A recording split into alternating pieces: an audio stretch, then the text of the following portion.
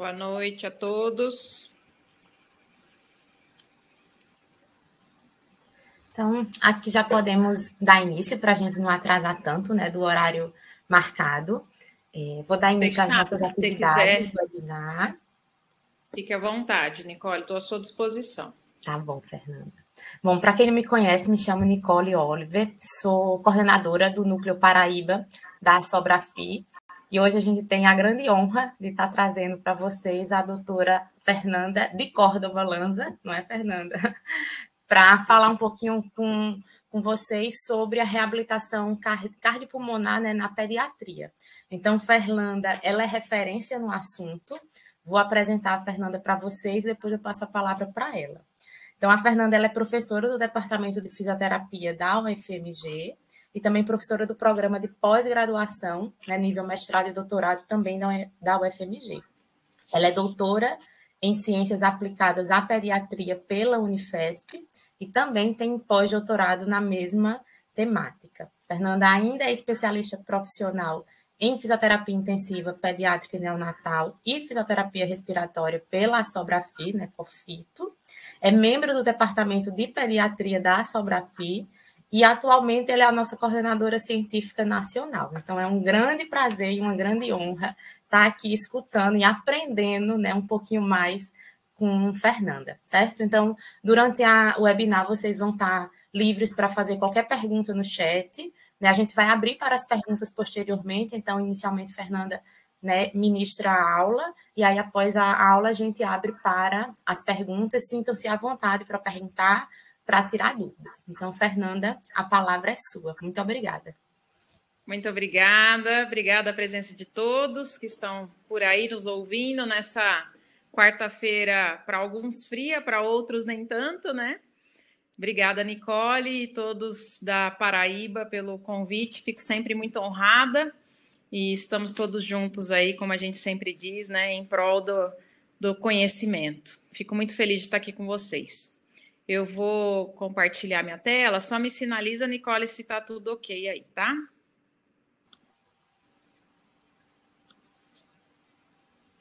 Tudo ok, certinho? Fernanda. Então, vamos lá. Nos próximos minutos, eu vou conversar com vocês sobre as bases da reabilitação cardiopulmonar, ou como a gente tem colocado, de acordo com a nossa legislação, né, cardiorrespiratória em pediatria, o que precisamos saber. Eu não tenho nenhum conflito de interesse nessa aula, e as imagens aqui são todas liberadas e disponibilizadas, autorizadas pelos pais e responsáveis dos pacientes. Eu deixo aí para vocês um QR Code com as referências, vocês podem apontar aí o celular, vocês terão aí um drive com as referências utilizadas nessa aula. Quem não tiver a oportunidade de acessar esse QR Code agora, no final da aula, eu coloco novamente. Nos próximos minutos, então, o tema abordado será recomendação para exercício. Com certeza, para falar de bases de reabilitação, eu tenho que abordar a fisiologia do exercício com vocês e o porquê que os indivíduos que têm certas condições de saúde, o porquê que eles têm limitação ao exercício, e aí sim nós vamos para prescrição de treinamento, ou o que a gente também chama de reabilitação cardiorrespiratória. Como recomendação, a gente tem já bem descrito na literatura pela Organização Mundial de Saúde que toda criança e adolescente, eles têm que realizar ao menos 60 minutos de atividade física diária, o que é bastante pensando nos dias de hoje, em especial nos tempos de pandemia que nós vivemos. Essa atividade física, ela deve ser moderada ou vigorosa em intensidade. Nós vamos falar como alcançar essa intensidade de maneira adequada. E se for atividade vigorosa, ela pode ser realizada 3 vezes na semana, ao invés de diariamente. Então, por recomendação, toda criança deve gerar essa atividade moderada por 60 minutos continuamente. Lembrando que a atividade física é diferente de exercício, porque atividade física é uma brincadeira e exercício físico é um exercício programado, com tempo limitado e prescrição com uma intensidade adequada. E se for, então, exercício vigoroso, que isso seja feito por pelo menos 3 vezes na semana. Entretanto, o que se sabe é que essas crianças e adolescentes, eles passam muito tempo de maneira sedentária, entende-se como sedentarismo, que essas crianças, elas andem menos do que 12 mil passos diariamente. E esse sedentarismo, obviamente, ele está muito relacionado ao tempo de tela. Quanto maior o tempo de tela, maior o sedentarismo, entende-se por tempo de tela computadores, tablets, videogames e etc. Nós temos um levantamento também da Organização Mundial de Saúde que descreve que 7 entre 10 crianças e adolescentes não contemplam essa recomendação mínima de 60 minutos diários de exercício, de atividade moderada, ou seja, além daquela criança que tem condição de saúde que precisa se exercitar, nós também sabemos que as crianças e adolescentes que não têm nenhuma condição de saúde, eles também estão em nível sedentário. Quer dizer que o exercício ele deve ser recomendado para toda e qualquer criança e adolescente. Então, após ter falado sobre a recomendação, eu inicio o tema fisiologia do exercício.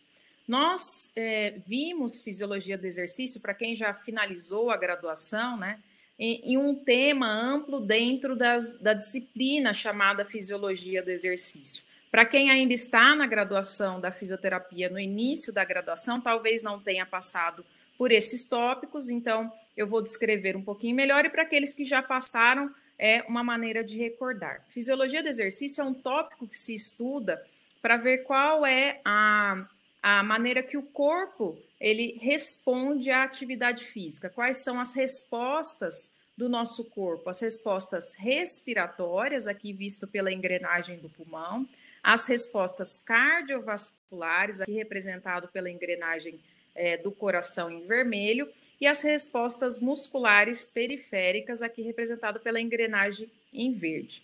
Lembrando que quando nós estamos em repouso, essas engrenagens elas estão rodando, mas de maneira mais lenta, e a partir do momento que a gente aumenta o nível de atividade ou executa algum exercício, essas atividades, essas engrenagens, elas aumentam a sua rotação para atender nada mais do que essa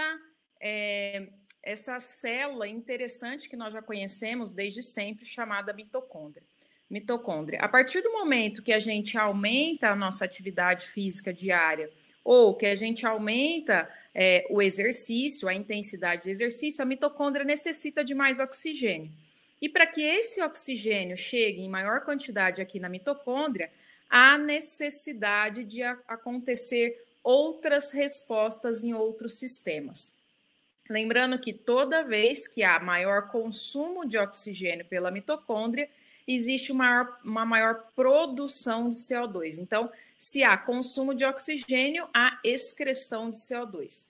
Dessa maneira, então, o pulmão vai ventilar mais, quer dizer que a engrenagem do pulmão vai aumentar a sua ventilação, e essa ventilação vai ser aumentada às custas de um aumento de volume, corrente e frequência respiratória.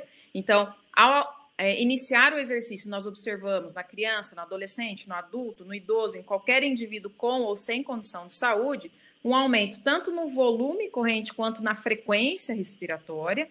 Então, a multiplicação dessas duas variáveis se chama volume minuto. Quer dizer que entra mais oxigênio, existe um aumento da circulação pulmonar para que haja uma passagem de maior quantidade de hemoglobina dentro do pulmão, e o coração começa a bater mais forte e mais rápido para que esse sangue passe de maneira mais abundante pelo pulmão e seja levado até a periferia. Então, o coração, para bater mais forte, ele aumenta a frequência cardíaca e também aumenta o volume sistólico, para que assim a gente observe um aumento no débito cardíaco. Então, agora, o sangue oxigenado vai ser levado até a periferia e a mitocôndria vai ser inundada de oxigênio e, como eu já disse, a produção do CO2 ela tem que fazer o caminho inverso, ela tem que ser levada de volta e ser exalado. Então, aquela mesma circulação que levou o oxigênio, agora vai fazer o caminho inverso e o coração continua batendo com bastante eficiência para levar essa circulação e a hemoglobina despejar o CO2 dentro do pulmão e assim eliminar o gás carbônico. Então, fisiologicamente, isso acontece em todos nós, inclusive naqueles indivíduos com condições de saúde crônicas ou agudas, só que nas condições de saúde, essas situações elas podem sofrer alterações. Então, isso é fisiologia do exercício e essas alterações dessas 3 engrenagens descritas pelo professor Wasserman, elas vão acontecer de maneira simultânea. Aqui, de maneira um pouco mais explícita, eu mostro para vocês o que acontece no exercício físico de maneira aguda.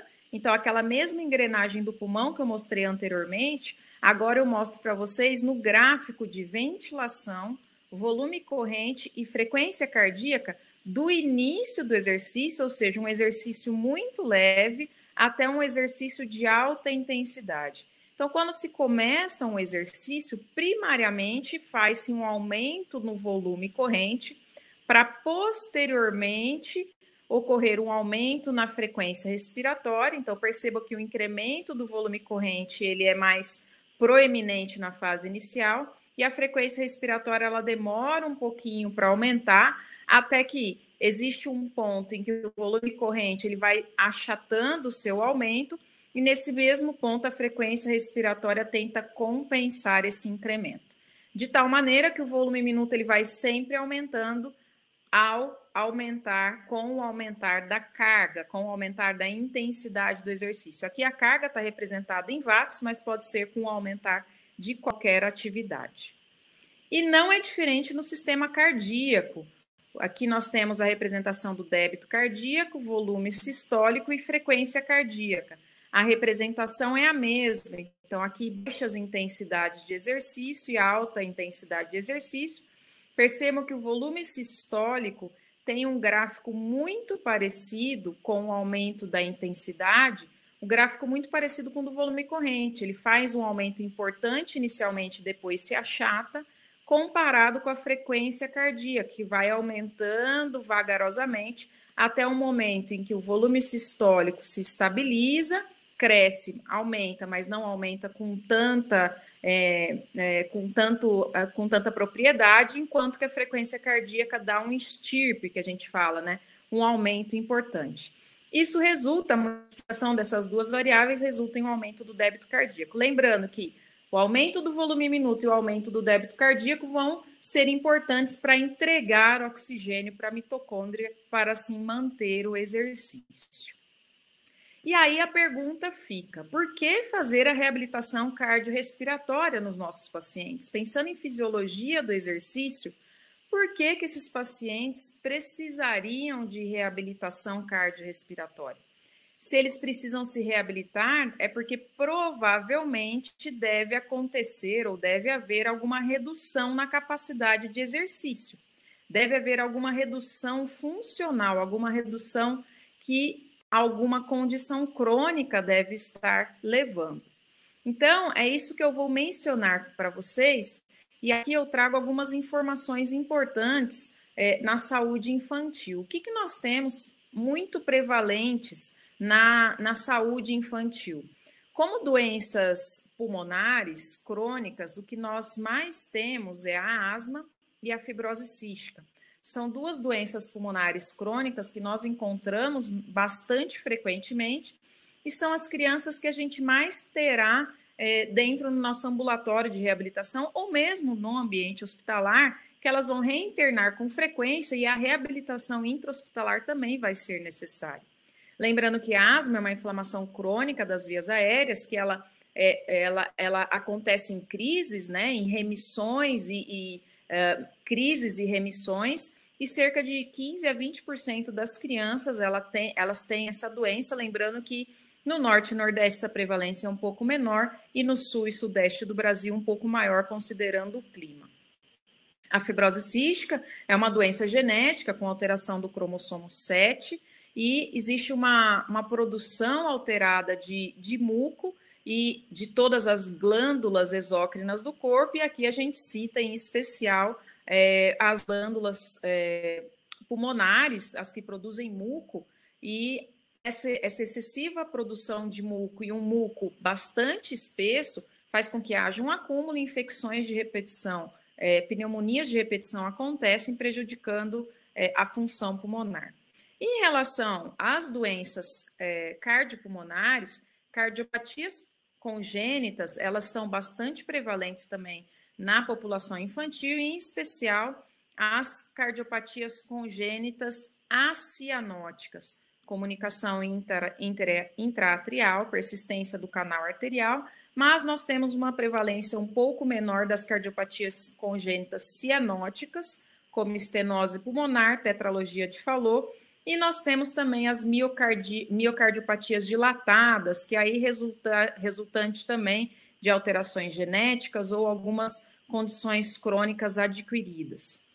E por fim, também relacionada às cardiopatias, mas agora às vasculopatias, doenças metabólicas, que a gente tem visto cada vez mais, como por exemplo a obesidade, que na adolescência tem se observado um aumento crescente. Lembrando que as crianças asmáticas, existe um grande número de crianças asmáticas que têm associado doenças metabólicas por conta dessa condição inflamatória crônica.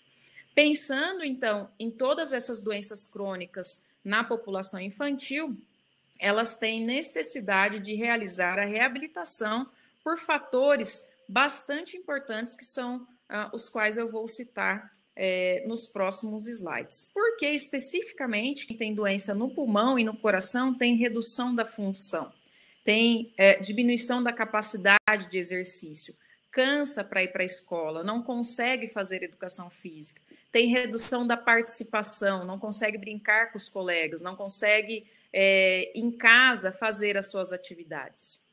Se nós pensarmos num pulmão saudável, nós temos aqui a exemplificação desse pulmão com os alvéolos todos adequados, os septos alveolares que fazem a troca gasosa, do lado esquerdo de vocês, e do lado direito nós temos um alvéolo que não tem todos os septos alveolares, o que representa que representa um alvéolo enfisematoso. Que indivíduo, que paciente pode ter esse alvéolo enfisematoso? Aquele paciente que pode ter infecções de repetição e pode ter destruição, aquele paciente que tem deficiência de alfa-1 antitripsina, que também tem alteração alveolar. Então, esses indivíduos e também os pacientes bronquíticos que não têm essa característica enfisematosa, mas eles terão uma obstrução aqui na parte mais de via aérea média, eles também podem cursar com uma dificuldade de saída desse ar, causando a hiperinsuflação. De tal maneira que a entrada do ar acontece, mas a saída do ar ela fica prejudicada por conta de dois motivos: dificuldade de saída do ar por dificuldade de retração elástica dessa parte alveolar, então existe uma perda de retração elástica, e também pode haver a dificuldade de saída de ar por conta da obstrução dessa via aérea, ou porque o paciente asmático está em crise, ou porque o paciente com fibrose cística,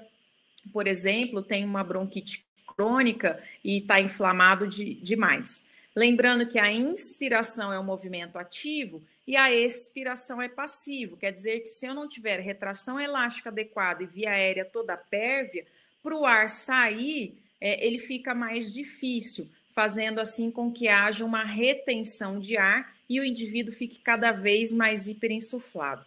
Pense vocês que naquele gráfico que eu mostrei anteriormente, que vai aumentando o volume corrente no exercício e aumentando a frequência respiratória, se não houver essa retração elástica adequada, a gente vai ter um mecanismo chamado hiperinsuflação pulmonar, que vai acontecer da seguinte maneira.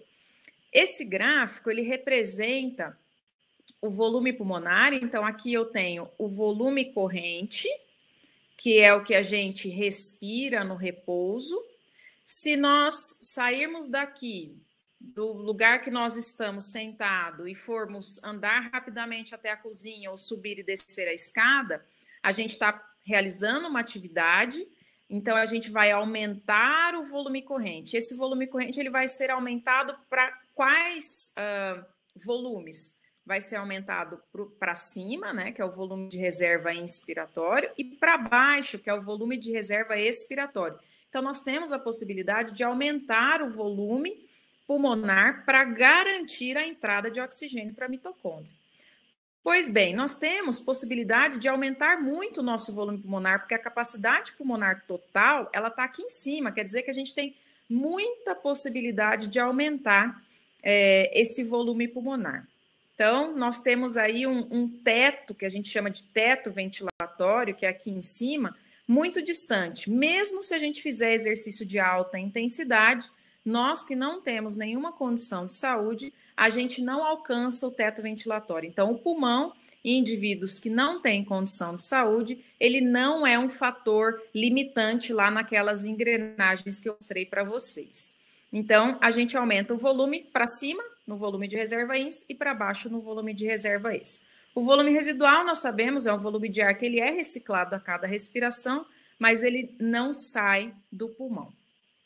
O que acontece na hiperinsuflação dinâmica? O nosso paciente ele está respirando, mas como eu falei para vocês, a retração elástica está prejudicada, ele não consegue esvaziar todo o pulmão na expiração e ele já tem que inspirar novamente. Então, ele não consegue reduzir esse volume pulmonar e já tem que inspirar novamente, de tal maneira que essa curva ela vai subindo até que ela alcance de maneira muito rápida a capacidade pulmonar total. Então, veja que o gráfico, ele sobe. E o que isso significa? Significa que o paciente vai sentir muita falta de ar, muita dispneia. Se vocês quiserem fazer um teste aí, para simular um paciente em hiperinsuflação dinâmica, ela chama dinâmica porque ela acontece no exercício. Se o paciente parar de fazer exercício, ele vai voltar ao volume corrente normal. É só você fazer assim, puxa o ar fundo, puxa o ar bem fundo, segura e aí respira daí para cima. Então, esse é o paciente hiperinsuflado, ele não consegue esvaziar todo o pulmão para fazer uma nova respiração, porque a retração elástica dele está ruim, porque a obstrução dele acontece muito. Então, os nossos pacientes que têm condição crônica pulmonar, eles têm a hiperinsuflação dinâmica e isso restringe muito o exercício deles. Então, para esses pacientes é extremamente importante fazer o programa de reabilitação, porque nós não vamos melhorar o pulmão dele, mas a gente consegue melhorar as duas outras engrenagens, o coração e o músculo periférico. Mas é por isso que eles limitam o exercício e a atividade. Então, a redução dos volumes pulmonares, ela acontece nos pacientes pneumopatas, naqueles que têm condições crônicas pulmonares.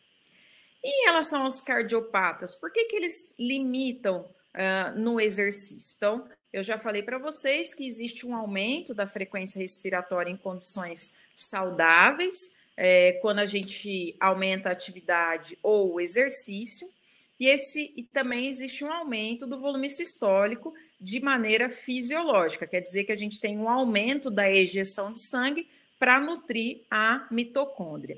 Entretanto, existem pacientes que têm a dilatação do ventrículo esquerdo e o volume sistólico ele não vai ser efetivo. A gente tem um músculo cardíaco dilatado e esse músculo passa a não ter força efetivamente. Quer dizer que, por mais que aumente a frequência cardíaca, o volume sistólico não tem um aumento suficiente porque ele está dilatado, esse músculo não tem força. De tal maneira que o débito cardíaco não pode ser aumentado de maneira satisfatória para mandar sangue suficiente para as mitocôndrias. Então, os pacientes que têm cardiopatias, tanto as cardiomiopatias quanto as alterações de septos pulmonares, estenose pulmonar, tetralogia de Fallot, eles têm alterações anatômicas no coração que dificultam a ejeção do sangue, o volume sistólico,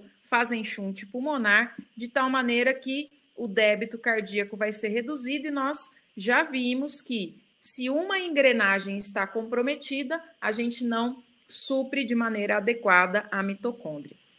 Para esses pacientes com cardiopatia, mais uma vez, eles terão restrição de exercício e atividade, porque o coração não está eficiente, e a reabilitação também é interessante, porque aqui o coração consegue se remodelar um pouco com o exercício, mas o que vai fazer ele melhorar efetivamente é a alteração da musculatura periférica. E o que a gente fala a respeito do músculo periférico? O que acontece com ele durante o exercício, ou o que os nossos pacientes com condições crônicas podem ter de limitação nesse músculo periférico para ter a redução de atividade? Todos nós sabemos que o músculo periférico, ele tem uma ação direta de diversos órgãos. Então, quando nós vamos iniciar uma atividade, a gente tem uma indução de sistema nervoso central, nós temos liberação, necessidade de oxigênio, liberação de lactato, nós temos o aumento de fluxo sanguíneo para esse músculo, e a liberação de lactato nesse músculo vai acontecer ao longo do tempo. Então, aqui vejam que no eixo Y, o lactato, e aqui a intensidade de treinamento.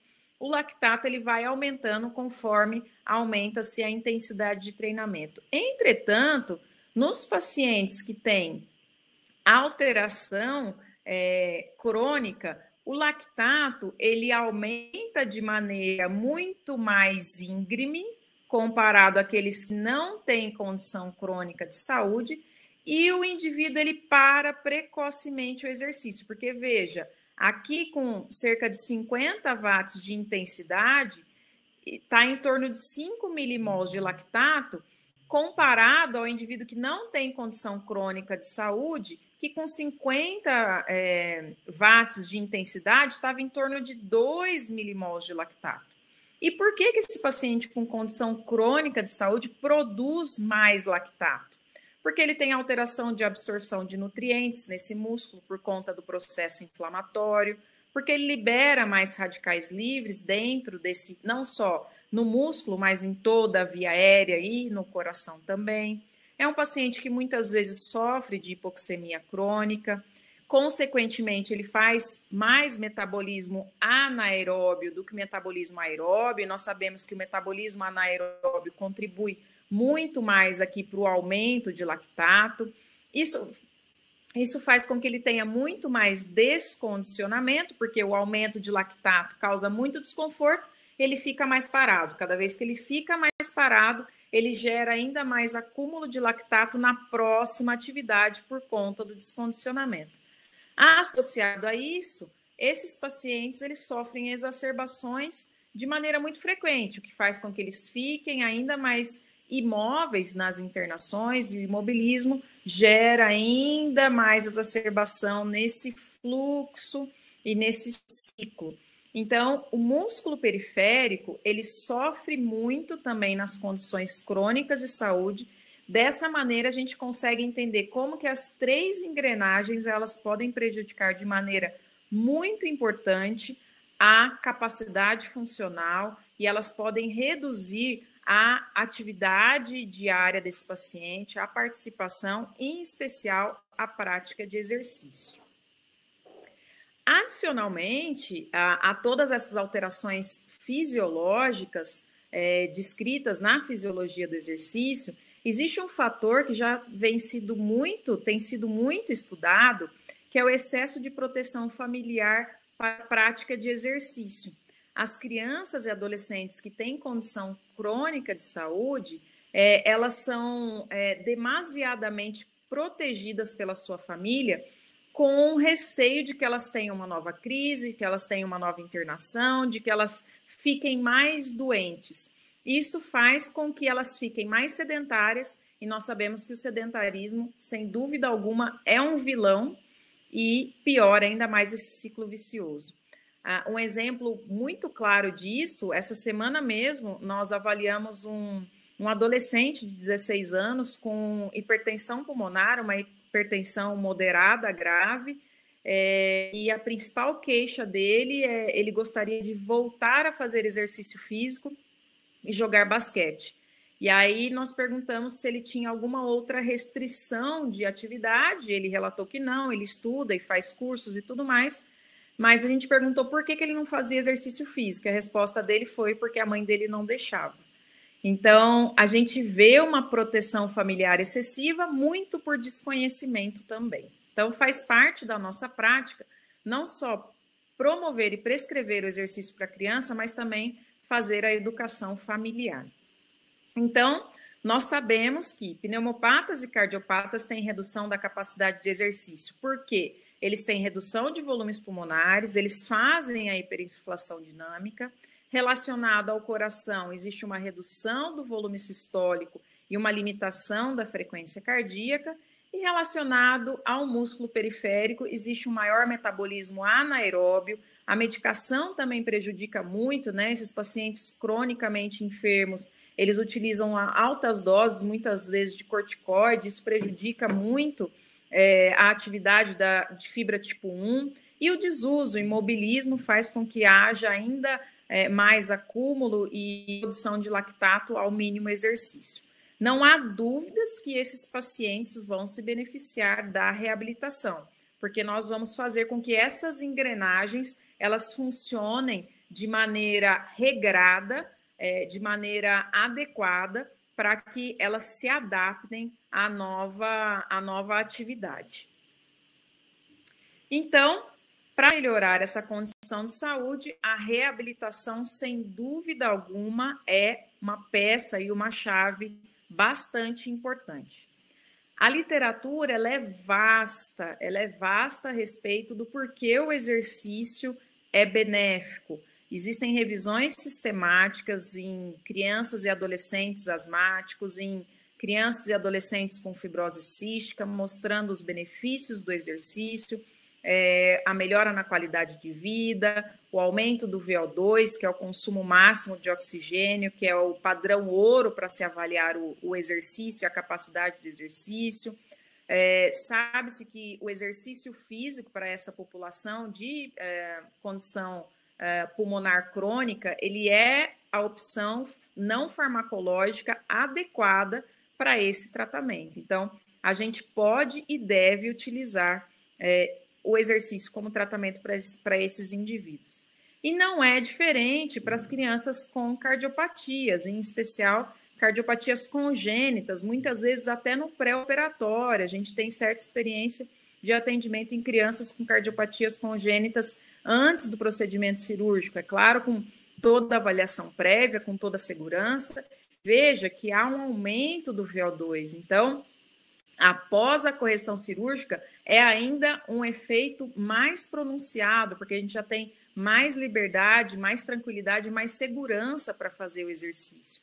A intensidade que se usa, eu vou falar isso mais à frente, de maneira detalhada, de 60% a 70%, de 2 a 4 vezes na semana, existe uma melhora importante no VO2, mas sem alteração na função pulmonar. Isso é esperado. O pulmão não melhora com reabilitação pulmonar, não só nos cardiopatas, mas também nos pneumopatas. A gente não espera que o pulmão melhore. O que melhora é o coração e o músculo periférico. Talvez algum ajuste no set point, que a gente fala, né, da hiperventilação, a gente consiga, mas isso é a nível do sistema nervoso central, não especificamente de função pulmonar. Então, o exercício físico também é uma opção não farmacológica para tratamento das crianças e adolescentes após correção cirúrgica.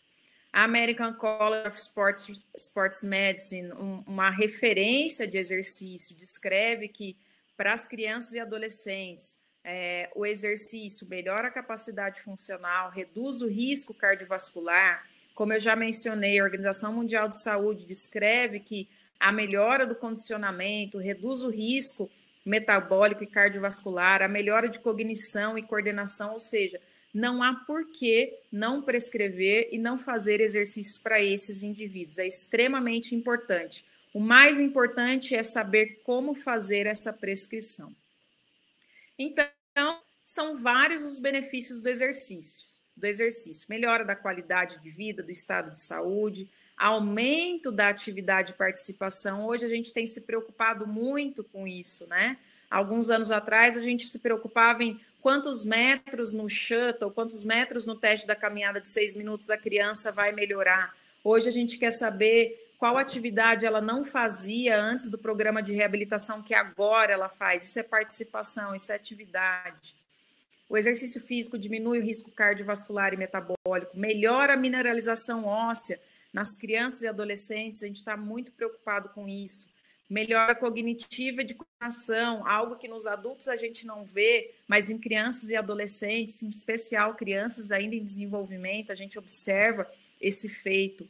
Existe um aumento do débito cardíaco e redução da frequência cardíaca no repouso, porque agora a cada contração do ventrículo existe uma ejeção maior de fluxo, ejeção maior de sangue, então pode-se ter uma frequência menor, uma frequência cardíaca maior. Um aumento de fibras musculares tipo 1, que é extremamente interessante, que são as fibras de resistência. E aqui a grande vantagem do músculo periférico, né? A grande adaptação da musculatura esquelética periférica, a melhor captação de oxigênio, o aumento de enzimas oxidativas, uma melhor extração de lactato, uma melhor vascularização e até uma neoformação vascular, fazendo com que haja uma melhor captação de oxigênio e uma melhor retirada de CO2, ou seja, o lactato não sobe tão abruptamente e aí o indivíduo não interrompe o exercício de maneira tão precoce. Então, sabendo de todos os benefícios, sabendo por que o nosso paciente diminui a sua atividade, vamos falar especificamente do protocolo de reabilitação. Para todo protocolo de reabilitação, existe um plano de ação, existe a educação do paciente, não só do paciente, mas do seu familiar sobre a doença, sobre a condição de saúde. Ele tem que saber o automanejo, então todo programa de reabilitação que se preze tem que ensinar o paciente e a sua família como ele faz o exercício sozinho, como ele faz o automanejo da doença. Isso integra o programa de reabilitação e, sem dúvida alguma, deve ser feito com um atendimento multiprofissional. Então, esse é um fluxograma descrito pela Sociedade Europeia Respiratória para a doença pulmonar crônica, mas, sem dúvida alguma, é muito adaptado para as crianças e adolescentes, não só com doença pulmonar crônica, mas também com doença cardiovascular. E aonde nós entramos? No programa de reabilitação, lembrando que o programa de reabilitação não é única e exclusivamente fazer exercício, mas o fazer exercício faz parte do programa de reabilitação. E também nós temos que lembrar que para crianças e adolescentes, esse programa de treinamento também vai melhorar muito o desenvolvimento, e quando a gente fala em desenvolvimento, é desenvolvimento físico, funcional e a cognição. Então, os benefícios que a gente vê nos adultos do programa de reabilitação, a gente adiciona para a população pediátrica o desenvolvimento funcional, desenvolvimento físico e também a cognição. Então, vamos pensar em prescrição de exercício. Para prescrever exercício, a gente tem que pensar em alguns itens: frequência, intensidade, tempo e tipo de exercício e duração. Quando a gente fala em frequência, os principais guidelines, eles escrevem que deve ser feito para programa de reabilitação, não estou falando de atividade física ou exercício regular, que a OMS descreve todos os dias, não estou falando em condição crônica agora, tá? De 3 a 5 vezes na semana. Quando a gente fala em intensidade, nós estamos falando de uma intensidade aí que vai de 60% a 80% ou de 50% a 70% para treino aeróbio. Tempo de 30 a 60 minutos por sessão. E o tipo de exercício? Exercício aeróbio e também exercício de flexibilidade. E a duração? A duração de um programa de reabilitação, ela deve ter pelo menos 12 semanas. Todos esses itens, eu imagino que seja fácil da gente compreender, à exceção da intensidade. Então, quando eu falo para você, olha, a sua prescrição tem que ser 3 vezes na semana, você vem segunda, quarta e sexta.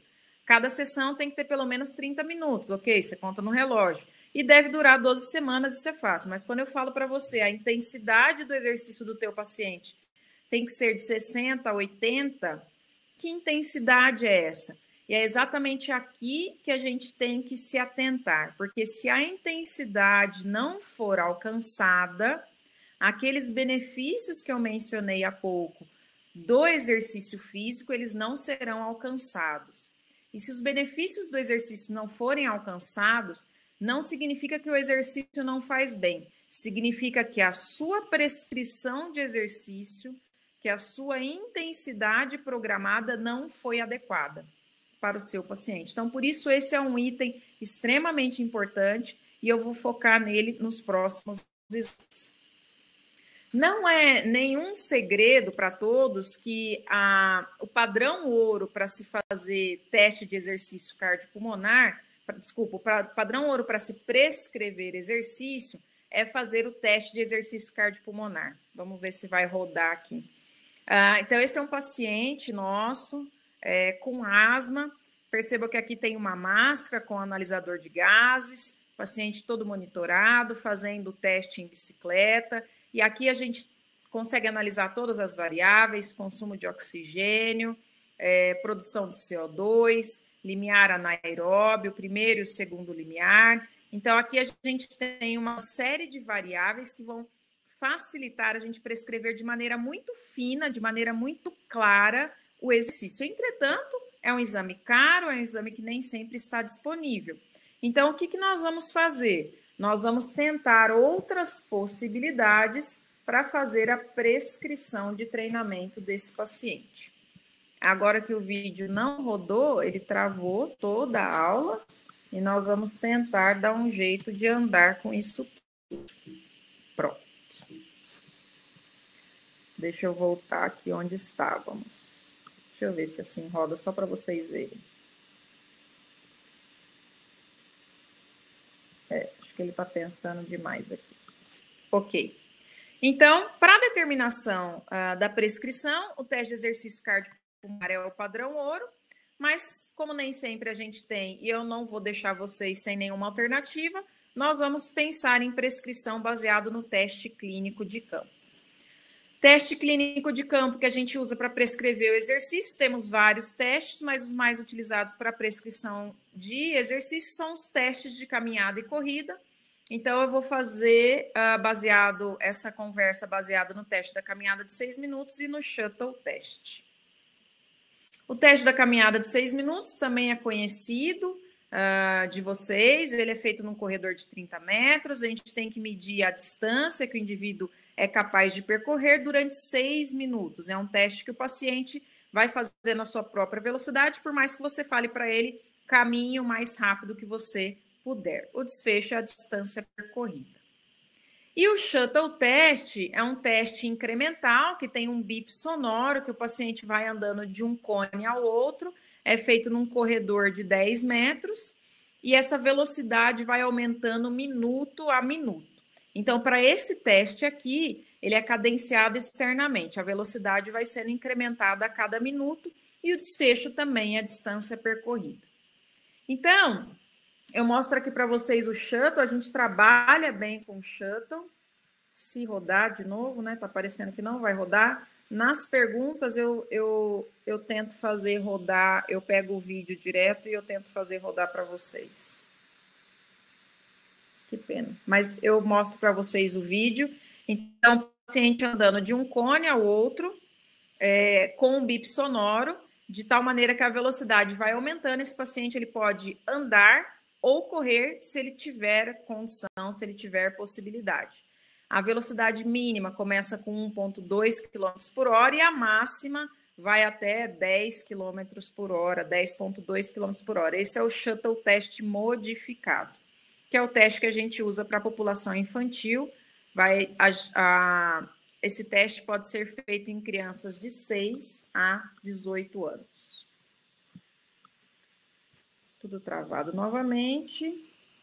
Então, como que a gente pode utilizar esse teste para prescrição de exercício, pensando naqueles 60% a 80% ou 50% a 70%, a depender da população, a depender da condição de saúde? As crianças com pneumopatias, com condições pulmonares, a gente vai prescrever o exercício com intensidade de 60% a 80%. As crianças com condições, as crianças com cardiopatias, nós vamos prescrever com 50% a 70% de intensidade. Então, quando eu coloco aqui de 60% a 80%, entenda que é para pneumopatas e 50% a 70% é para cardiopatas. Nós vamos fazer um exemplo para facilitar a compreensão de vocês. Então, uma criança asmática, ela fez o TC6, frequência cardíaca de repouso no TC6, 95. Na hora que ela terminou o TC6, ela estava com a frequência cardíaca de 150 e ela percorreu 440 metros no TC6. Então, como eu falei para vocês, criança asmática, a gente vai prescrever o exercício de 60% a 80% de intensidade. 60% a 80% de intensidade do quê? Da frequência cardíaca de reserva ou da velocidade que ela alcançou no teste. Como eu falei para vocês, o TC6 é um teste que o paciente faz na velocidade que ele consegue ir mais rápido, que é um teste autocadenciado. Então, a gente vai sempre para o TC6 utilizar o limite superior dessa prescrição. Então, a gente vai fazer a prescrição, quando for baseada no TC6, vai fazer só com 80% da intensidade, da velocidade ou 80% da frequência cardíaca. Vou aqui no exemplo para facilitar para vocês. Então, como que eu vou prescrever? Eu vou pegar 80% da velocidade que esse paciente alcançou. Qual que foi a velocidade que o paciente alcançou? Esse paciente andou 440 metros em 6 minutos. É só a gente fazer a conversão de metros para quilômetros e minutos para horas. Então, vamos lá. É regra de 3, né? 1.000 metros é 1 quilômetro, 400 metros é x, então 400 metros é 0,44 quilômetros, 60 minutos é 1 hora, 6 minutos é x, quer dizer que 6 minutos é 0,1 hora, a gente divide um pelo outro, quer dizer que, em média, a velocidade dessa criança foi 4,4 km por hora. O que isso significa? Significa que se eu pegar 80% desse valor, 80% dessa velocidade, essa vai ser a prescrição, a intensidade para essa criança fazer o exercício. Então, vamos lá fazer a prescrição de exercício para essa criança.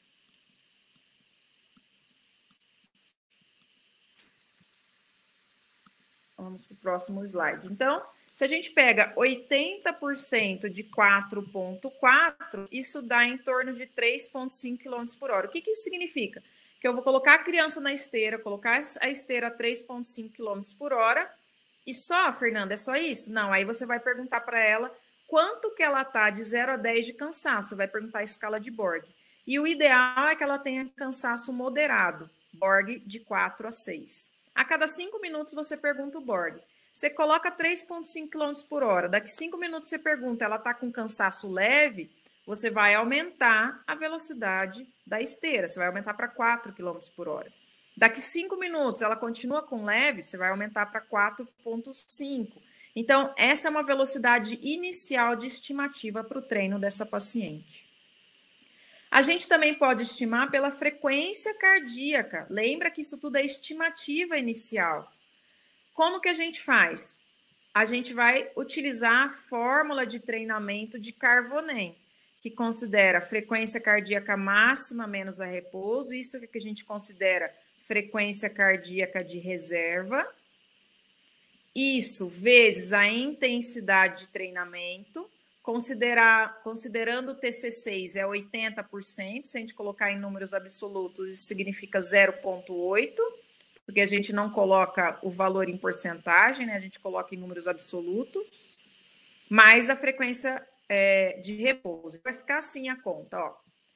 Frequência cardíaca de repouso dessa criança, 95, lá antes do teste. A frequência cardíaca máxima no teste foi 150.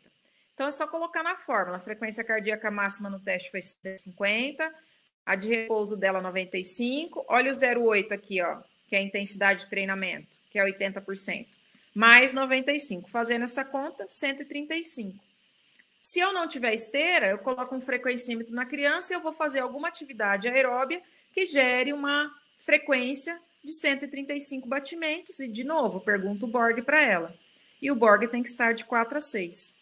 Se eu estou fazendo uma atividade e com 135 ela está relatando um Borg alto, aí você está autorizado a diminuir essa intensidade, mesmo que a sua conta tenha dado 135, mas se ela estiver relatando um Borg mais alto, a gente tem por princípio ir pela escala de Borg, pela percepção de esforço da criança.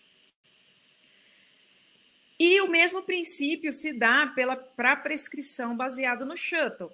Então, uma outra criança, também agora com fibrose cística, com pneumopatia, frequência cardíaca de repouso de 95. Quando terminou o shuttle, a frequência cardíaca dela foi a 195. Lembra que esse é um teste que a velocidade ela vai muito mais alto, né? Esse é um teste que vai até o 15º nível, e como eu falei para vocês, a velocidade máxima que a criança pode alcançar é 10 km por hora. E a criança andou 630 metros e ela chegou no 9º nível. Ela parou aqui, ó, ela não foi mais do que esse nível aqui. Então, quando a gente está prescrevendo baseado no shuttle, aí sim a gente faz a prescrição baseado nos dois intervalos, de 60% e 80%. Novamente, a gente vai fazer esse intervalo baseado na velocidade e na frequência cardíaca. Só que aqui está mais fácil, porque a velocidade no nível 9 já está escrito lá na tabelinha do shuttle. Então, eu sei que a velocidade no nível 9, que foi o nível que a criança parou, é 6,6 km por hora. Então, a conta está fácil. É só você fazer 0,6, que é o 60%, vezes 6,6 km por hora, e 0,8 vezes 6,6 km por hora, que dá essa velocidade aqui. E para a frequência cardíaca? De novo, né? Se eu for pela velocidade, eu coloco essa velocidade inicial na esteira, coloco a cada 5 minutos, pergunto o Borg, tem que estar entre 4 e 6, e vou aumentando até a velocidade de 5,6. E para a frequência cardíaca, a mesma situação, só que agora eu vou fazer duas contas. Lembra que a frequência máxima da criança foi 195, a repouso 95, agora eu vou fazer duas contas, ó, com a intensidade de 60% e com a intensidade de 80%. Então, a frequência de treino da criança vai ser de 155 a 175. De novo, pergunto o Borg para ela a cada 5 minutos. E esse é o intervalo de treinamento que ela estará. Se a gente comparar o mesmo paciente fazendo... É claro que você vai escolher um ou outro teste, a gente nunca faz os dois testes, mas só para vocês entenderem como há diferença a prescrição feita pelo shuttle e a prescrição feita pelo TC6. Olha só, a prescrição feita pelo shuttle, a frequência cardíaca ela é muito maior do que para o TC6. Por quê? O TC6 é um teste autocadenciado constante, o shuttle é o teste incremental. E a velocidade também é muito diferente. Então, sempre que houver possibilidade, a gente faz o shuttle para fazer a prescrição de treinamento. Em qual paciente que a gente não faz o shuttle? Em paciente com cardiopatia, que a gente não tem um teste de exercício cardiopulmonar e a gente não tem segurança, porque a gente não sabe como está esse ventrículo esquerdo, se ele está isquêmico ou não. Então, aí a gente opta pelo TC6 por conta da segurança. E sempre complementado pela escala de Borg. Então, agora eu mostro para vocês como funciona um programa efetivamente de reabilitação. Essa é a nossa singela sala aqui no HC da UFMG. A gente tem uma bicicleta bastante antiga, ela funciona mais de alegoria, mas as crianças ainda assim gostam dela, por ela ser muito antiga. É um espaço pequeno, mas vejam que a gente não precisa de muita coisa para fazer reabilitação nos nossos pacientes. As fases de uma sessão, aquela sessão que deve durar ali em torno de 60 minutos, ela consta de aquecimento, uma fase de condicionamento e a fase de relaxamento. A fase de aquecimento vai de 5 a 10 minutos, sendo que 5 minutos para as crianças cardiopatas, as crianças asmáticas, a gente faz um aquecimento um pouco mais longo para evitar o broncoespasmo induzido pelo exercício. A gente tem que ter sempre na sala disponível oxigênio. Se a criança satura menos do que 92% no exercício, a gente oferta oxigênio e faz o programa, a sessão inteira com oxigênio, para que a saturação fique sempre acima de 94%. Todas as crianças e adolescentes monitorados com o oxímetro. Então, o aquecimento é simplesmente sair do repouso para começar o exercício. Então, escala de Borg, oxímetro, obrigatório, também como frequencímetro. Saturação abaixo de 92, oferta oxigênio. Então, 5 a 10 minutos de aquecimento, aí a gente entra na fase de condicionamento. 30 minutos ao menos, pelo menos na fase de condicionamento, que vai ser 60% a 80% de intensidade para os pneumopatas e 50% a 70% para os cardiopatas. Então, nós temos esteira, nós temos uma outra bicicleta de spinning, a gente usa muito degrau. E como que a gente faz a intensidade no degrau? Aí a gente vai pelo frequencímetro. A frequência tem que ficar entre 150 e 170, sobe e desce o degrau para alcançar essa intensidade. A gente usa muito jump, a gente usa bambolê, pula corda, a gente faz circuito no corredor, a gente pede muito para a criança e o adolescente ter autonomia, né? A gente pede para eles, o que você quer brincar hoje? E é assim que a gente fala. E a gente dá as opções e eles escolhem o tipo de brincadeira que eles querem fazer no dia e a gente vai monitorando para que essa brincadeira seja sempre muito agradável para eles, e isso faz com que eles estejam motivados. O que a gente faz também com bastante frequência é tentar colocar grupos de crianças juntos, com exceção de fibrose cística, né, que a gente tem limitação daquelas crianças colonizadas ou não, mas a gente faz grupos de crianças por idades. Então, a gente coloca as adolescentes juntas, que elas gostam muito de escutar músicas do K-pop, gostam de dançar, enfim. A gente tenta fazer de maneira que seja agradável para todo mundo. E coloca as crianças em outros horários, até para que as brincadeiras sejam bastante atrativas para todo mundo. Os vídeos eu tento rodar para vocês já. E aí, depois dessa fase de condicionamento, aqui era uma paciente, deixa eu ver se vai rodar, acho que não também. Essa paciente, a queixa dela é que ela queria, de participação, é que ela queria dançar na festa de 15 anos, e é uma cardiopatia, uma síndrome de Spott, ela tinha uma alteração de frequência cardíaca por alteração do sistema nervoso autônomo, fazendo taquicardia no repouso de 170, e ela queria dançar valsa com o pai. Então, a gente treinava todo dia, ao final da terapia, ela dançando, e deu super certo. E ela dançou na festa de 15 anos com o pai, deu super certo, ela ficou super feliz, levou fotos, levou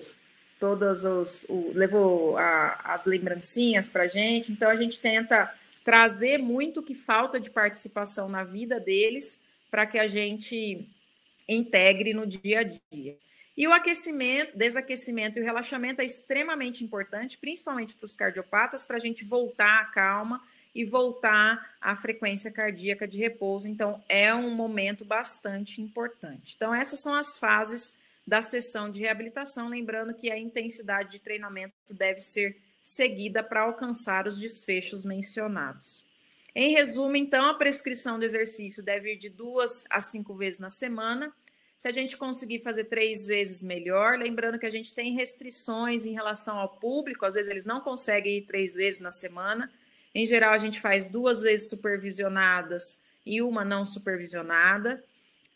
O programa de reabilitação, ele dura 3 meses, a gente tem que ensinar o paciente ao automanejo, como ele deve fazer exercício sozinho após o término do programa.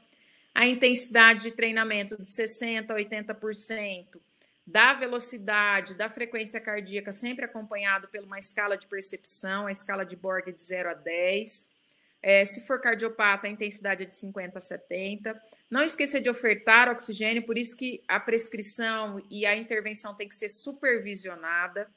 E Se houver um teste de exercício cardiopulmonar, ele é o padrão ouro, ele tem que ser utilizado para prescrever. Caso não haja, para os cardiopatas, a gente começa a prescrição baseado no teste, no teste da caminhada de 6 minutos, e nos pneumopatas a gente pode utilizar o shuttle test de maneira bastante segura.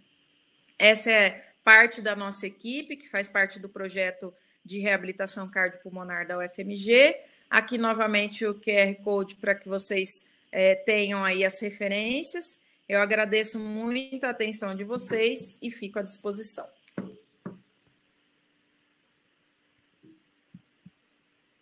Fernanda, eu, em nome do Núcleo Paraíba, né, das minhas colegas também, Tatiana e Raquel, acho que Tatiana está aqui conosco, e a Raquel, agradecemos demais a sua brilhante aula, eu não tinha dúvida que seria diferente disso. E aí a gente já tem algumas perguntas aqui no chat, os demais fiquem à vontade, né, para ir fazendo também algumas mais perguntas, mas eu vou começar com a primeira pergunta, que quem fez foi a Eneida. Ela te questionou, e aí também abre espaço para uma pergunta que eu ia te fazer. Ela te questionou sobre, no processo de pós-operatório de uma criança de até 2 anos, quais exercícios determinados na reabilitação? E aí abre uma brecha, né? Até quando você estava falando do shuttle teste, você falou que usa o shuttle modificado, que é o de 15 estágios, você falou que o shuttle está determinado ali para crianças de 6 a 18 anos. E aí eu ia te perguntar sobre a faixa etária abaixo disso, né? E aí, o que é que você tem para contribuir?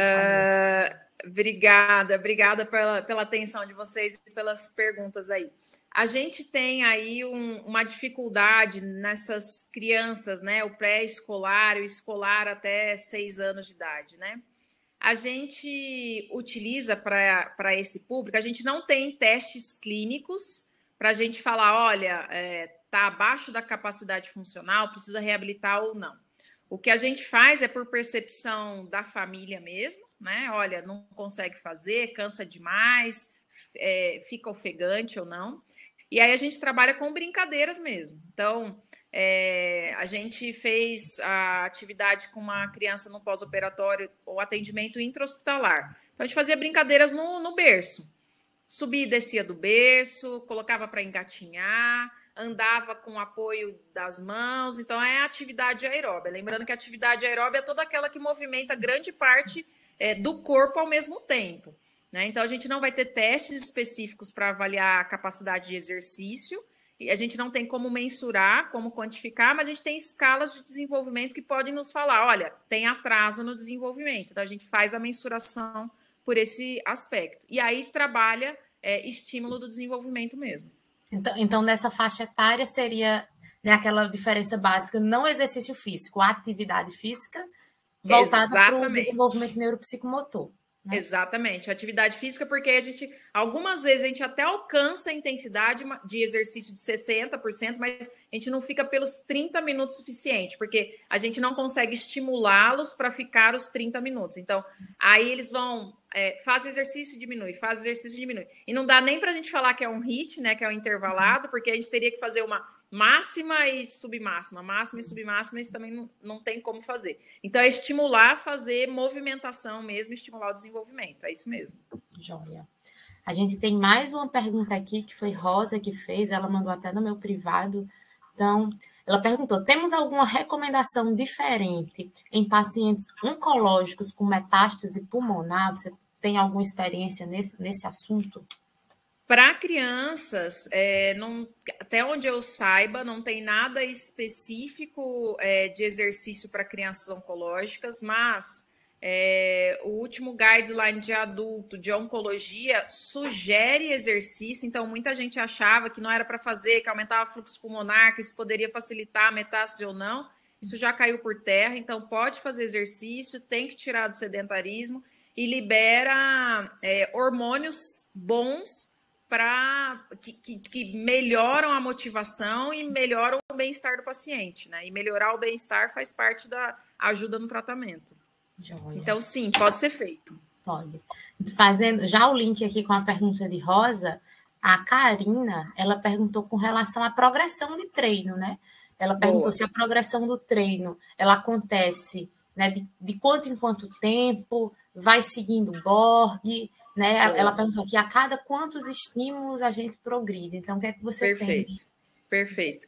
Karine, é assim, ó, até sobre o Borg é algo interessante, porque assim, ó, a gente nunca fala, principalmente para os adolescentes, a gente nunca fala que o alvo é de 5 a 6, tá? Então, essa é uma dica para vocês. Eu vou contar uma experiência que a gente teve com uma paciente nossa, inclusive é uma das fotos. Por algum motivo, e essa é uma orientação que eu dou para os alunos, a gente tem alunos de iniciação científica, de mestrado e doutorado nesse projeto. Então, na primeira conversa que a gente faz, eu já falo, olha, nunca se fala qual é o nível de Borg. A gente fala assim, olha, qualquer número que você der no Borg está ótimo, eu só preciso saber qual é o número que você está sentindo para falta de ar e para cansaço na perna. Beleza, beleza. Essa é a conversa inicial desde sempre. Eles entendem o Borg, essa geralmente é uma dúvida, né? Eles entendem, eles conseguem sinalizar adequadamente. Mas essa adolescente, por ser adolescente, ela descobriu que o alvo era de 4 a 6. Aí ela estava lá, assim, tranquilamente, e eu costumo dizer, quando você entra numa sala de reabilitação, tá todo mundo conversando numa boa, inclusive quem está fazendo exercício, a intensidade está abaixo do que deveria ser. Porque a intensidade de 50 a 70 ou de 60 a 80, você não consegue conversar como nós estamos conversando aqui, sem ter uma fala entrecortada, né? Porque a ventilação está alta o suficiente para você não ter uma frase inteira. Então, dica, entrou na sala de reabilitação, está todo mundo conversando numa boa, a intensidade está baixa. E essa paciente, você perguntava para ela, quanto que está o Borg? Ela está 8, e ela estava assim, conversando com a gente. Mas como tá 8? Não, tá 8, eu tô muito cansada nesse nível, tá? Então, assim, para essas pacientes, a gente fala, então tá 8. Aí a gente colocava mais intensidade e a gente, pela visualização no paciente, a gente entendia que podia ir mais. Como que é feita a progressão? No começo, a progressão ela é mais rápida, porque a resposta muscular periférica ela é muito mais rápida. Então, às vezes, em uma semana, 10 dias, a gente já consegue aumentar a velocidade. Então, um paciente nosso que começa com 4 km por hora de velocidade, em uma semana ele está com 5,5, 6. Mas aí, com o passar... Então, geralmente, nas primeiras sessões, a gente aumenta gradualmente por semana. Depois, isso vai demorando, vai ficando a cada 15 dias. Mas a gente faz pela percepção de esforço do paciente mesmo. É pela percepção. Tem dia que ele vai chegar mais apático, não dormiu bem, e aí você naturalmente vai diminuir. Isso é a percepção. Porque não dá para a gente ficar refazendo o teste dele de tempos em tempos. A gente faz o teste no primeiro dia, na avaliação, e depois de 3 meses. Raras exceções que a gente faz com 1 mês e meio, 2, quando a gente acha que a prescrição não está boa, que tem alguma coisa difícil, que o paciente não está evoluindo bem, a gente opta por fazer um novo teste. Mas, caso contrário, a prescrição é pelo Borg mesmo.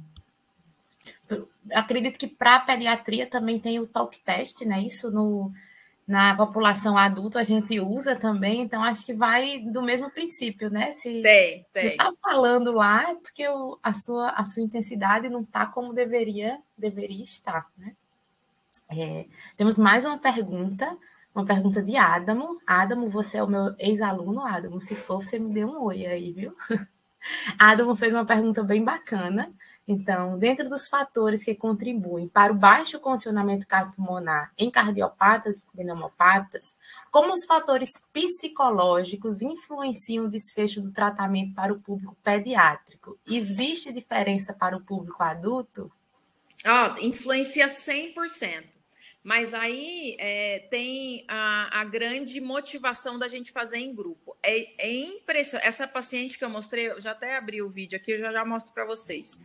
Essa paciente que eu mostrei para vocês, aqui a gente treinava valsa no final, ela teve uma recidiva da doença, depois teve Covid, ela tem uma síndrome inflamatória, ela estava com muita dor. E ela é uma paciente assim, que ela evoluiu por 2 meses com dor 9 em 10 na escala de EVA.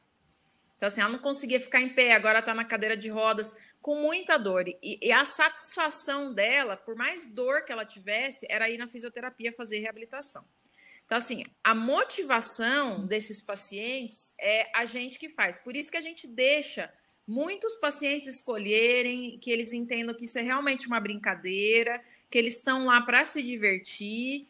e a gente coloca isso no nosso grupo de alunos para que eles repassem isso. Então, assim, para que eles brinquem mesmo. E, claro, às vezes vira bagunça e às vezes eu tenho que botar uma ordem lá no esquema, né?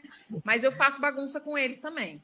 Então, tem um pouco de tudo, mas a motivação deles, o fator psicológico é extremamente importante, que pode fazer com que a reabilitação dê muito certo ou dê muito errado. Até agora tem dado muito certo para a gente.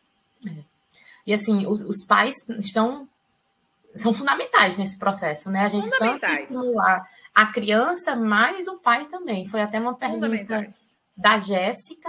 Jéssica perguntou com relação ao automanejo. Como orientar os pais ou cuidadores em relação ao estímulo ou exercício que pode ser feito em casa, né? Aí já pensando também numa reabilitação sempre supervisionada. Você até falou, né, no início da aula, com relação à questão do sedentarismo, né? Eu li uma frase uma vez em algum artigo que eu estava lendo, não me recordo agora, né? Crianças sedentárias, elas tendem a se tornar adultos sedentários. Então, se a gente incentiva essa criança de hoje a praticar, nem que seja uma atividade física, na vida adulta, a percepção dela não vai mudar com relação à prática de atividade física. Exatamente. Então, a gente sabe, né? As crianças que os pais levavam no final de semana no parque, elas vão ser ativas na adolescência e na vida adulta. Aquelas que os pais levavam no shopping no final de semana, provavelmente vão ser obesas ou sobrepeso. Isso é claro na literatura, né? E aí, como que a gente orienta esses pais? A gente deixa eles muito próximos no ponto de vista da reabilitação. Então, a primeira conversa que a gente tem com eles é assim, ó, a partir de agora a gente vai fazer exercício. O exercício é controlado, a gente mostra o frequencímetro, a gente fala como funciona, a gente fala, quando a gente faz o shuttle, a gente mostra da onde até onde foi a frequência cardíaca, a gente mostra que o exercício vai ser feito para baixo do máximo que ele alcançou, mostrando a segurança, fala que a gente vai estar o tempo inteiro do lado da criança. Então, isso traz uma segurança e os pais, eles começam a confiar naquilo que a gente faz. A partir dessa confiança conquistada, aí na hora que a gente pede assim, olha, agora em casa vai ter que fazer nesse nível de cansaço. Aí eles começam a pedir da criança, que a criança faça. Então, quando a criança está fazendo o exercício, a gente pede o Borg para eles falam Borg, a gente fala assim, memoriza esse cansaço. É esse cansaço que você tem que sentir quando você fizer exercício em casa. Então, essa é uma dica que a gente fala para a mãe também. Tá vendo esse cansaço? Esse é o cansaço seguro para eles sentir em casa. E isso é fácil deles conseguirem, deles memorizarem. Então, isso funciona bem. Eu acredito que as perguntas já falei todas, não sei se alguém ainda... Deixa eu mostrar o vídeo aqui para vocês, acho que eu consigo agora. Ó. Então, primeiro shuttle. Deixa eu ver se dá para ver aqui. Ops.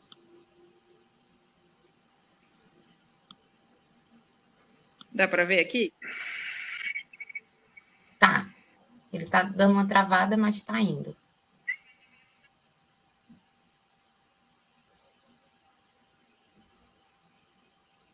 Essa é uma paciente asmática. Cada bip ela tem que estar no fone.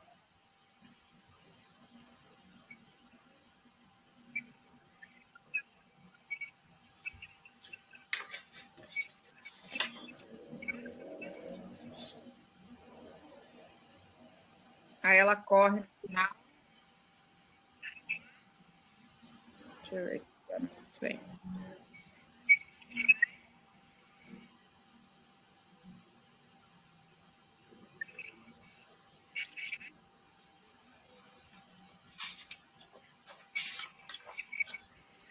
Essa é uma paciente asmática bem grave.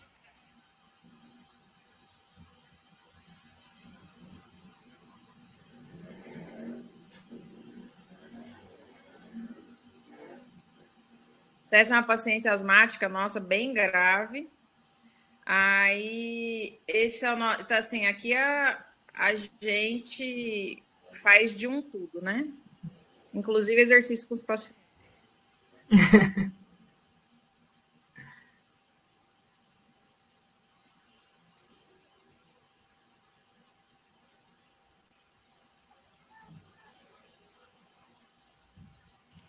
Muito A legal. gente faz, isso motiva, e aqui a nossa pacientinha na valsa.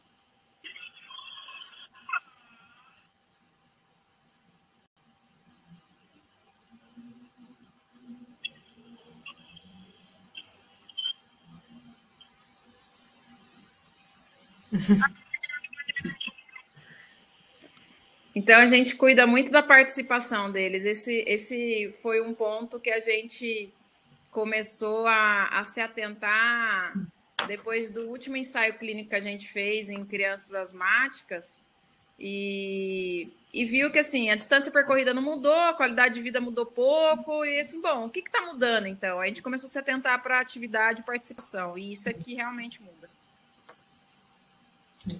Eu vou fazer só mais uma pergunta que Adamo fez mais um aqui no chat, aí eu vou aproveitar a pergunta dele para já juntar aqui com outra, e a gente acredita que finaliza. Então, Adamo perguntou se os fatores socioeconômicos podem influenciar positivo ou negativamente no tratamento.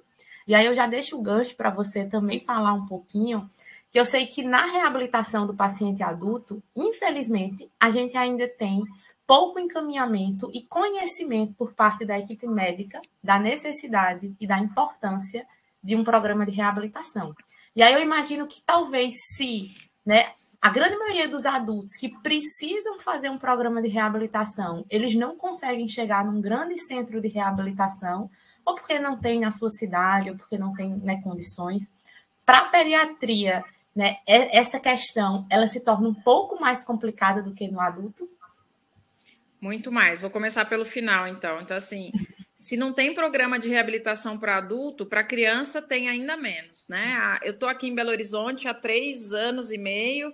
Antes de vir para cá, eu fiz um levantamento na cidade de São Paulo, que tem mais de 22 milhões de pessoas, tinha uma clínica de reabilitação cardiopulmonar pediátrica. Né? Então, é realmente algo limitante. E aí, por que tem pouco? Eu entendo como culpa nossa. A gente que não divulga, a gente que não instiga e a gente que não mostra a necessidade. Por que todo mundo conhece a reabilitação agora?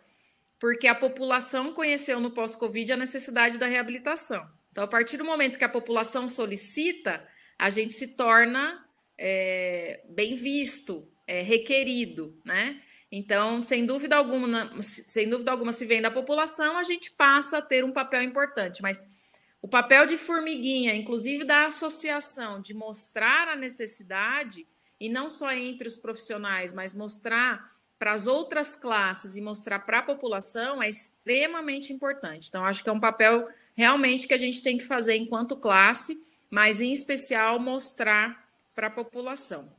Não tem, efetivamente não tem. A gente tem alguns centros que sabidamente tem, são centros de fibrose cística. Crianças com aqui a gente tem um centro de referência de cardiopatia congênita, e para encaminhar um paciente para a gente, assim, é uma luta, né? E é um centro de referência, e nós estamos falando de um programa de reabilitação, com professores que entendem o que estão fazendo, e é difícil, né?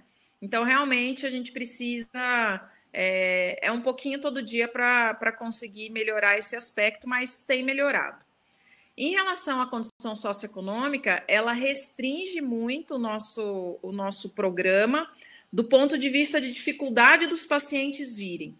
Mas, por incrível que pareça, as famílias que têm menor poder aquisitivo, elas se empenham tanto para vir que elas dão um jeito, né? Que nem esse paciente de 16 anos, ele fez a avaliação na segunda-feira, e aí a mãe falou, nossa, mas eu só vou conseguir começar a vir a partir de julho, porque eu não me programei e eu não tenho o passe do ônibus.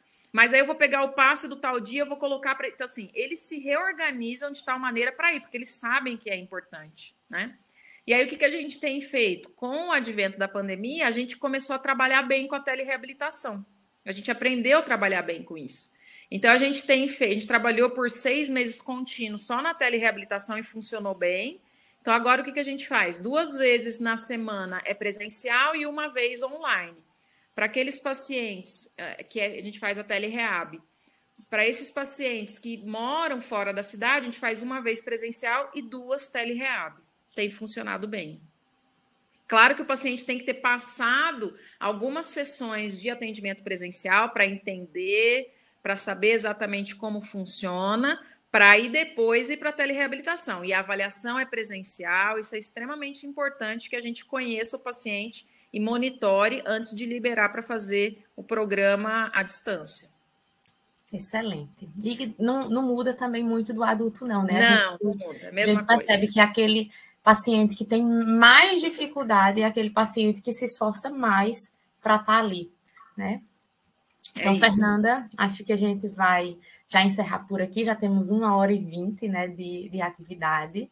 Eu agradeço demais, né, mais uma vez, em nome do Núcleo, né, em nome de Tatiana também, em nome de Raquel, minhas colegas e companheiras aqui, a parceria, a sua disponibilidade. Eu imagino quanto sua agenda não deve ser cheia. Eu fiquei feliz demais quando você aceitou estar aqui, né, para falar um pouquinho para a gente sobre a reabilitação cardiorrespiratória em pediatria. Então, agradeço aos que estão aqui também conosco, que ficaram até o final, aos que perguntaram, que interagiram com a gente. E, né, as nossas atividades vão seguir. O núcleo agora ele vai dar prioridade por trazer novamente eventos presenciais, mas sempre que possível a gente vai estar fazendo aqui atividades online, porque é como a gente pode trazer pessoas que estão mais longe, né, para contribuir aqui com a Sobrafi, né, com a Paraíba. Então, agradeço a todos. Fernanda, mais uma vez, obrigada. E aí, acredito que não teve nenhuma pergunta dessa, mas só para deixar registrado, após 30 dias, tá? O webinar ele vai ficar disponível no YouTube da Sobrafi. Então, quem quiser, de novo, recapitular um pouquinho da aula, vai estar lá, tá certo? No chat aqui, muitos agradecimentos. Estão falando que a aula foi sensacional, maravilhosa, uma ótima aula, falaram assim, um aulão. E assim. Obrigada, Nicole. Parabéns ao núcleo. Vamos em frente. Precisando, eu estou sempre à disposição. A Sobrafi está à disposição de todos, em prol de conhecimento e que nossos pacientes estejam cada vez melhores e menos sedentários. Obrigada. Então, gente, vamos encerrar por aqui. Uma boa noite a todos. Até mais. Tchau. Até.